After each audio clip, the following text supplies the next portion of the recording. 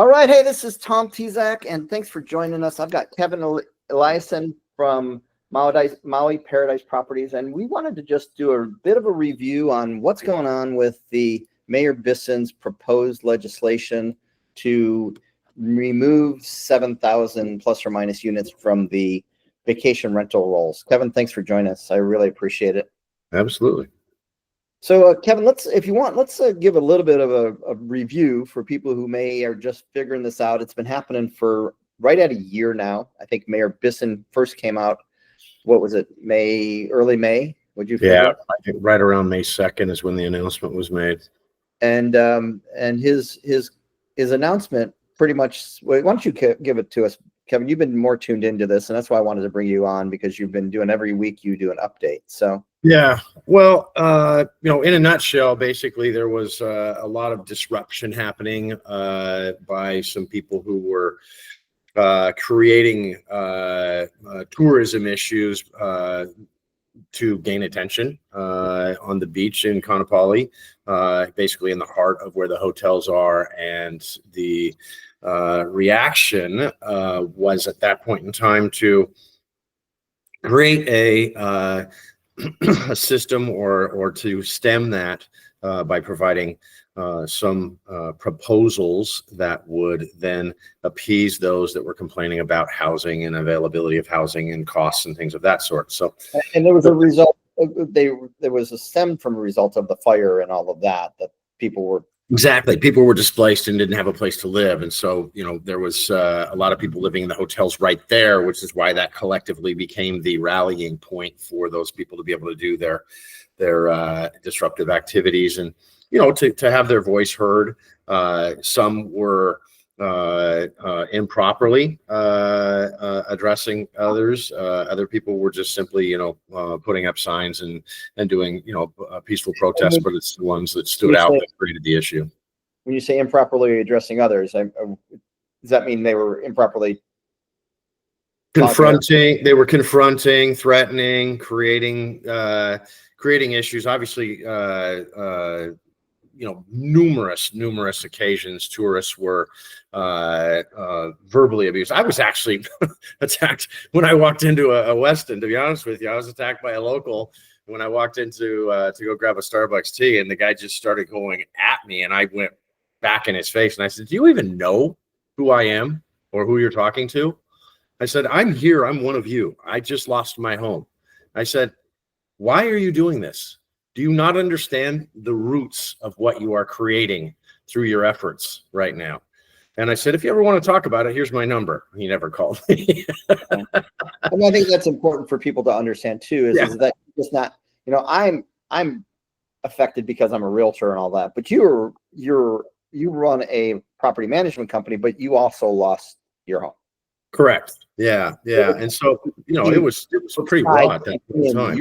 You're talking about from the inside looking out. So you've experienced all this. And I think that's really important for people to know, that we're just not, pontificating without experience. And so, so thank you again. That's why I wanted you to be part of this program. Yeah. And I mean, currently I'm sitting here in a FEMA, co-funded. We're now paying additionally as well, which is creating, we'll get into that here lately, but it's creating a little bit of a transition, I guess I should say. But from a standpoint of, where this thing started, that was and a lot of people have used the term knee-jerk reaction to try and stem this causation of problems in the tourism industry.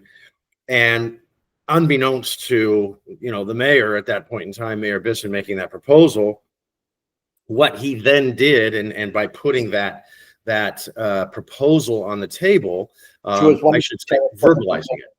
Why don't you tell them what the proposal was, because we didn't even go there with this on this show. So okay, yeah. So the proposal basically was that they were going to use an old list that was known as the Minatoya List that had been codified in 2019, which takes roughly 7,200 condos and turns them into long-term rentals. I just want to, so codified, what we mean when we say codified is that there was a law drafted, written, passed by the county council that said these are now legal vacation rentals. That is 100% correct. Yeah. But when we say codified, that means that they are now legal vacation rentals. Yeah, so this document didn't actually even exist any longer. It had been removed from the, eligibility status. It had been given full eligibility. So the parameter with which this proposal was made then stated that in July 1 of this year, that the west side of Maui would have all of these units on that list, forced to change from short-term to long-term.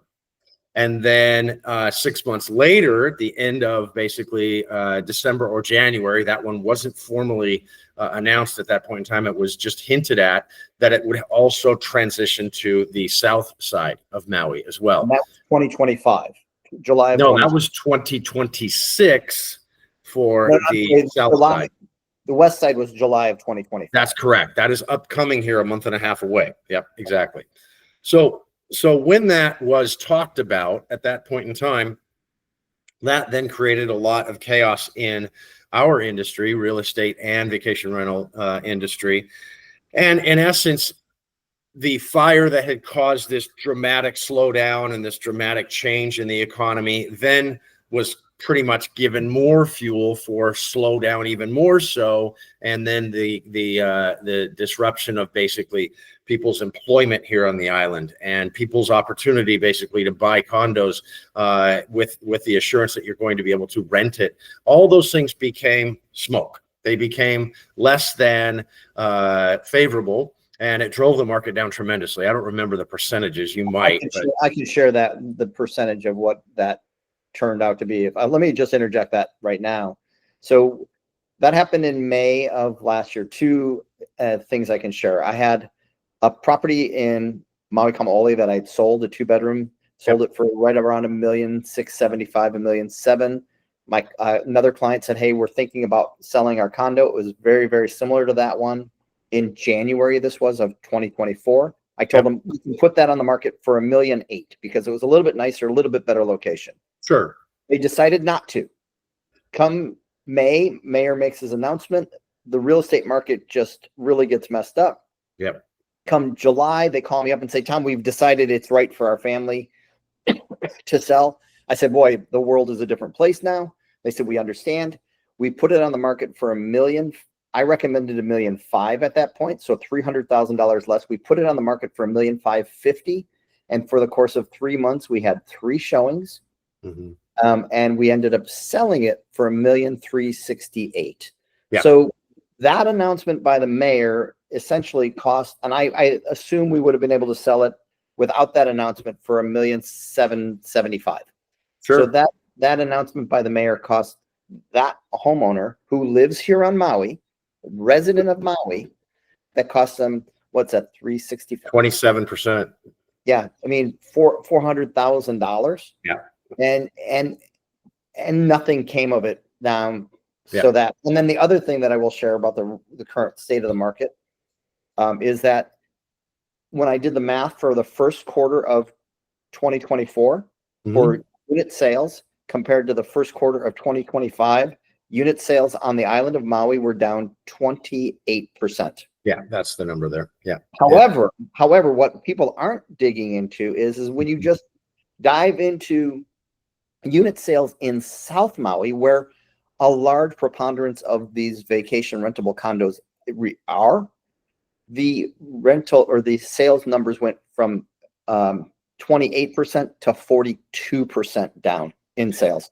And that also doesn't account for the price change. That's just the quantity. The price change is dramatic. Yeah. Right. The price change is dramatic, but because I really felt that the quantity just spoke volumes. So anyway, for sure.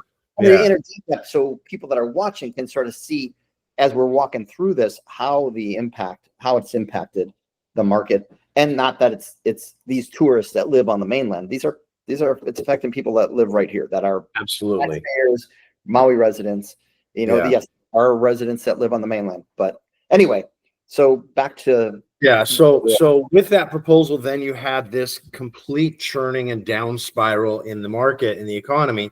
More importantly, as the media and as the government had a tendency to do, this negative aura was spread to basically globally, to the rest of the world.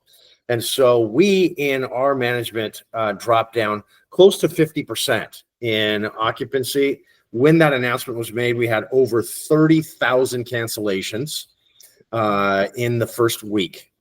Your company or the whole? Our company alone. Yeah, So, it was extreme. Yeah. And you're a good sized company, but there is a lot of other companies that were. Well, yeah, we are in the top 5. We're very close to 400 units right now. At that point in time, we were right around 320 units. So huge. When you extrapolate that out over all of the rentals. Yeah, exactly. Yeah. So from a standpoint of what next, we basically just buckled down. We decided we were not, after we did analysis on this, the first couple of weeks was kind of just this shock and awe of, how could you and why would you? Analysts started to talk about, the reports that had come out in 2022, which basically showed how much negative effect. And I think the last time we talked, we're talking in the billions, couple billions of dollars negatively affected. So we as a company decided at that point in time, we would operate business as usual. We were the only company that I'm aware of that did that. Most of the other companies shut their calendars off in July of this year, back then a year ago, and just said, hey, we're not going to take any bookings at that time. We don't want to have these people be, dislodged and things like that. Well, we're still operating business as usual. Our inflow of business right now is tremendous because we have now basically just outpaced everybody by double. I mean, we're occupying units right now between 75 and 80%, and the market right now is 35 to 40. It's just sad because they didn't have any preparation. They didn't have any forward thought process. But what happened at that point in time was the county said, okay, let's put together a task force. And the task force that was put together was just local citizens that were volunteers that went in there and listened for 3 days to people giving testimony on both sides and some in the middle, to be honest with you, about what their thoughts were about what the proposal could do for or against our economy, for our people, for basically the structure of Maui and moving forward, what that would look like. Well, there was, I believe there was over 180 testimonials given, and roughly 77% of them were against the proposal. So that somewhat wrapped itself up, and the team that came together basically said, and the answer was, in short, yeah, but we think that something needs to be done, but this isn't probably the best proposal, is the words that came out of that. So that then was tabled, to be honest with you. Now for 6 months it's been tabled, and now the county council recognizes that they have, on June 20th, it's the end of the 6 months. Now, let's back up a little bit on this, what happened with Bissen. He made the verbalization of what his proposal was in May of 2024. He actually didn't submit it until December 20th of 2024. So he sat for 7 months, didn't do a thing with it, and then stuck it into the proposal. And with that, at that point in time, said, it's no longer my responsibility. It's now up to the county council. Feeling like he had kind of washed his hands, kicked the can down the road, and given them responsibility. Well, they now, and just to jump forward to present day, they now are proposing doing another round of testimonials. The proposal right now, which has not been finished, it was supposed to be formalized last week, and I'm speaking with people on the council right now. They are still trying to figure out the exact dates, but the 27th, 28th, and 29th are the proposed dates that they will try to have us do those presentations of May 2025, just because this is going to be on YouTube, just to give time. So it's basically going to be a rerun of what we already did 6 months ago with the task force. And they're saying is, okay, well, we kind of want to hear what you have to say. We already have all this data that's been provided to us. And they delayed it actually over a year for another study to be done. I'm not even sure if it's done yet, but everything basically proposal wise that was in their nutshell of proposal has still been yet to be revealed out to the community. However, I believe they do have it in hand to be able to read it. And it basically just says that the demise of our economy is going to be far-reaching, far beyond just housing situations. Now, it's been 5 weeks now since Bissen did a town hall sort of meeting in which he stood up in front of people asking him questions about this proposal.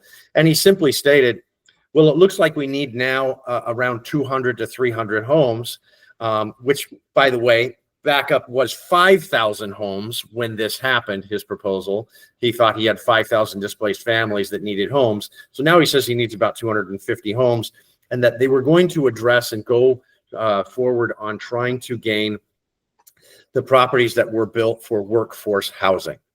Now, a lot of these units that are on that codified list, again, which doesn't exist, but he made exist just through his verbal efforts, a lot of these units on there are condo hotels. They're completely off the charts. They're not built for long-term living. Go ahead. So a condo hotel would be a property that was built and designed to be a resort. Exactly. It's got like a front desk check-in. It was made for people to stay short stays. By the beach, nope, limited parking, limited storage. 100%. So, I just wanted to keep that. So the ones that are, and to the best of my knowledge, I can only think of 3. There might be 5, but we're still trying to figure that out. They haven't provided a list, of course, nor will they probably provide a list. But no, they've been asked multiple times for that. Yeah. But these properties that were built for people when they came to be specifically building hotels or specifically building, structures of some sort for some other use. Probably these condo hotels actually that are under attack right now were some of the construction sites. That being the case, that might be one of the angles that they take, might be one of the directions that they take.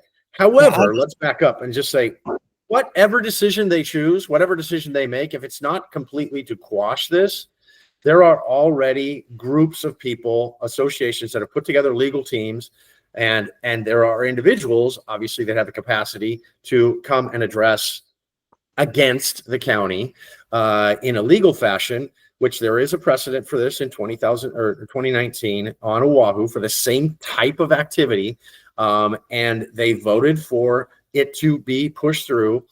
It was then contested by the people who were having their fiduciary right taken away, and then it was quashed and dropped. So there's a precedence for this to be quashed and dropped anyway. So it really, in my opinion, doesn't matter what happens. It's going to get quashed and dropped ultimately anyway. And Kevin, I'm on the same page with you. I look at this, and if they said, well, we're going to pick these, let's just say there's 5 condominium complexes. We're going to pick those 5, and we want those. Right. It's an impossible battle in the court system. The mayor has said, well, we want you to all go get rezoned to hotel. And the reason he wants to do that is because then he has a fighting chance to beat the ones that don't have that they get turned down for the zoning.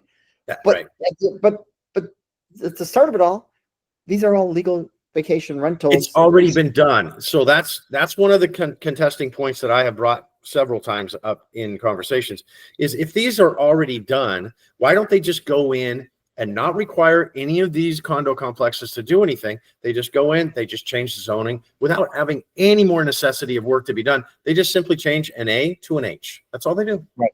With the stroke of a pen. It's like, boom, give it to them. So don't make them spend thousands and thousands of dollars in time and money. Manpower, county manpower. It's it just ends up costing the owners more money to try and get themselves where they already are, which is the county and the government. It costs, and me and you, just as property or taxpayers, it costs us because the inefficiency of the government of it in it all.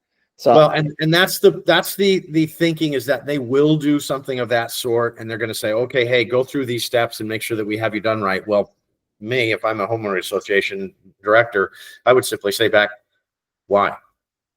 Right. And why? I think that's where a bunch of them are going. And I've heard rumors that they're trying to somebody in the government saying, well, you need to do this because this is the way it's going to work. It's like, well, we don't need to. You do. Yeah. You, the government, need to do this to take care of your mess. You created the mess. So where we're at right now, from a standpoint of next steps, is the ultimate expectation is that we should have a decision made on or before June 20th. Okay, that is the That's the deadline for the proposal. And at that point in time, we as a company, I personally as an individual in representing this situation, feel that there will be a freeing of the majority of these units. At that point in time, I fully expect that it will take us, because they won't take the effort and the energy, nor will the media take the effort and the energy to announce, hey, things are somewhat back to normal for all of these properties. Come visit us, come join us, come enjoy. Here is the biggest kicker. The amount of people that need housing right now is 1/5. 20% of the people that needed housing in May of last year are still here needing housing. Half of them have already found their own somewhere else, some other fashion, okay? And 35% of the people that needed housing have left the island. Because there was no work. No jobs, no housing. No jobs, no housing. Nobody, and there was no tourism. Yeah, they didn't have a job. Yeah. Right. It's so really a shame. All these numbers, the collective numbers that they're thinking and using and trying to create these, proposals and chart what they needed to do, they've all been reduced because of what has happened now over the last year and a half. And situationally, when I say year and a half, it's more than that. It's actually 2 years. We're coming up on our 2-year anniversary of the fires. The amount of people that were affected by that fire were more than just the people in that 2.5 mile zone. It's the entire island. Yep. And the payoff of getting this issue resolved is that we can finally start to rebuild back to some sense of normalcy. And trust me, I mean, I have a solution, and I'll propose it because I plan to give testimony in front of the county council. I have a solution for housing that I think we could solve the housing crisis in 3 to 6 months. And I believe it. And, that's what irritated me when Mayor Bissen went up in that 3 days, and he got up there and spoke first. Yep. And he said, well, we can't build our way out of this. And it 100% you can want to scream and holler. It's like, well, with that kind of attitude, you can't do squat. Not once, but twice. Bissen turned down FEMA building housing for people 2 times. It's I don't know. I think I hate to say this, but I wonder if there's ulterior motives in this whole process. And there's a lot of talk about that on all sides. We can only deal with what we have and try to move forward. That's my position. I mean, I just am so disappointed in the way that it's all gone down. But let's change. We beat that horse. What's next? I mean, so let's make some assumptions. Let's make 2 assumptions. One assumption is that it gets the can gets kicked down the road. They don't get it resolved by June 20th. Yep. And it's still a shit show. Yep. What happens? You're basically going to end up with litigation. Litigation's going to start stepping in at that point in time because people are going to, have then a right to be able to say, you're taking away my fiduciary right. Okay. Well, we live in a country where you're in the right to use your property the way you bought it. That's exactly what, I mean, that's your fiduciary right, basically. So if you buy this piece of property and when you buy it, it has a legal right to be able to short-term rent it, it can't be taken away from you legally. Right. That's just a simple bottom line legal, we live in America, right. So what happens come June 20th and the county council says, stupid bill, we voted down. Yep. And goes away. That's what I think we need to have. The last thing in the world that I think we need is for them to try to come up with some other plan or something else and continue to kick it down the road, because we just continue to abuse our markets, our tourism. Yeah. And I have said that same thing. We need to just quash this and put a new thing into play. That's what we need to do. Well, let's assume that in the next 35, 45 days, we get resolution. Yep. Then what do you see happening? Well, I see it becoming our responsibility because they won't take the responsibility to announce that Maui is now back on track and rolling and flowing properly. I say in the first 6 months, we'll see a 15 to 20% increase in prices and demand. Now, those are 2 things that are very important. Number one, the prices aspect, because we've been basically in a quagmire now here for a year and a half. Situationally from the fires and what we've all been dealing with now with this proposal. You can't And to be honest with you, everything, whether it's in this proposed zone or out of this proposed zone, everything has been slow by this whole process. Okay. The global economy has been softened lately too. So it's a double whammy. Well, but we don't typically follow that, and you know that as well as anybody. We don't typically follow that in as rapid a pace as, let's say, mainland US situationally. Right. When we had a housing crisis, we went down 5%, they went down 25%. Okay. Right. So from a situational standpoint, we've been duplicated difficulties by this being added on to, and it's affected the entire island. So let's get out of this and now have the right to be able to step and move forward. And what happens is it's going to be our responsibility. And when I say our, I'm talking about my company, your company, all the other people who have the capacity of being able to provide marketing and provide literature and get onto TVs and start talking about how and what is changing, and it's changing for the better, and get us back into a normal tracking process. And I fully expect 15 to 20% for the end of 2026 if this gets quashed. And that's positive. I mean, I love hearing that. I know that I have multiple clients that own properties that have taken them off the market, the vacation rental properties that are on the codified list. They've taken them off the market and said, we just want to wait. We want to see what happens. And I think there's two things that are going to happen. I think we are going to see more buyers coming in because there's a level of comfort. The unknown will be removed and we can say, okay, now we can buy. The other thing I sort of see though is there's going to be potentially a glut of inventory because that are waiting to say, well, I want to wait and see what happens. And that's a bit of my concern. And that's what I want to sort of voice with my clients. It's like, is it better to get your properties out there sooner rather than later? Assuming something's going to happen. At what rate is the question, right? At what rate do you do that? Because, let's take a look at what we have situationally with the rental market right now. We're about 6% off what we were this time last year, before the effect, obviously, of the negative comment, in pure rate. We as a company are right on par with occupancy, where the other companies on this island simply are operating at half staff. They're just not performing because they're not spending any money on marketing. So we spend more money on marketing than we ever have right now. And we're getting that early bird booking. We're 100 days out in our bookings and everybody else is under 45. So they're all trying to capture that last minute tourist who's looking for the bargain basement price and the cheap airfare and that, and the other. We get through this in the end of June and run into July. And then all of a sudden the economy, the people of the island start to recognize the relaxing moment is now upon us. We can now get back to business as usual. Two things are going to happen. Number one, people are going to start to spend more money on marketing. So they're going to start to gain momentum in that regard. Okay. I forgot this one. The government's probably going to start to impose more taxes because they expect things to change and they want more money to make up for what they've lost. Yeah, that is a whole other show that I don't even want to go into. But the bottom line is we'll have more houses available, but at what rate? And so that is a question that I think you're going to probably see. Let's go back to your owner of that 1.8 to 1.4 price range. He'll probably end up listing it at 1.5, 1.6. Not he, I'm just saying same scenario. If he hadn't sold it. Right, yeah, 1.5, 1.6, because there's an expectation that the economy will start to rise. Well, it's the people who basically are putting their boat at water level rather than way above water level that will sell. And then as that rises, the guys way above water level may get caught up to. It might take 5 or 6 months to catch up to them. Or a year. Yeah, or a year. But it's the question of how long do you have to wait? So if you were a buyer right now. Oh God, I'd buy right now.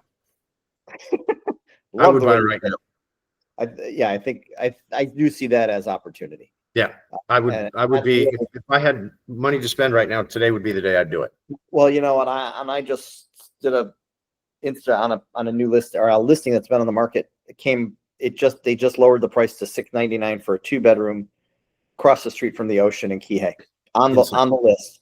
And it's like, oh my gosh, this is just such a screaming deal. That's the one you have at Park Shore? That's the one at Park Shore, yeah. Yeah, I know that building very well. We just brought one into our program. The guy working with his company was doing nothing. They said, well, the market's down. We're not doing anything. We brought him on board. In the first month, we put 3 bookings in his unit. He hadn't had 3 bookings in 6 months. That's crazy. So yeah, so that's the whole thing. I mean, I look at some of these, there's some opportunities right now. Yep. If you're a seller, I honestly think it's a crapshoot right now as a seller. I'm sort of leaning towards getting your property on the market beforehand. Yep. At a price that's makes sense. That's the big question. What is that price that makes sense? Well, yeah. And you're a bit ahead of the curve. And I think there's a lot of clients that I've been talking to that are saying, well, you know, buyer clients, then they're looking at the opportunities, the deals. Absolutely. And I think there's really some really great opportunities out there. And I feel terrible for sellers, but if they're on the market, they want to sell. Yeah, So, exactly. A seller puts his place on the market. Let's go back to the same guy. He puts his place on the market for 1.6, and there are 10 like type units that are at 1.4. Well, the 1.4s are going to sell first. Let's be honest. But when they sell, which is likely to happen, you're the next guy in line. Okay, great. You got to have some patience to get to that point. So if you do list today and you list it with a little bit higher tide on your expectations, patience is going to be your only ally. If you do list it and want to get it sold, you're going to have to get at that par price with everybody else there. And that's we just need to get. I'm big believer that we need to get through this June 20 date, hopefully sooner, and get that all. Well, and that's the funny thing is that this is an end date. It doesn't mean they can't act before. Right. Oh, okay? I agree. They could have acted on December 21st. Well, but that's all the politics of the county council and we've had elections, of course, and all that.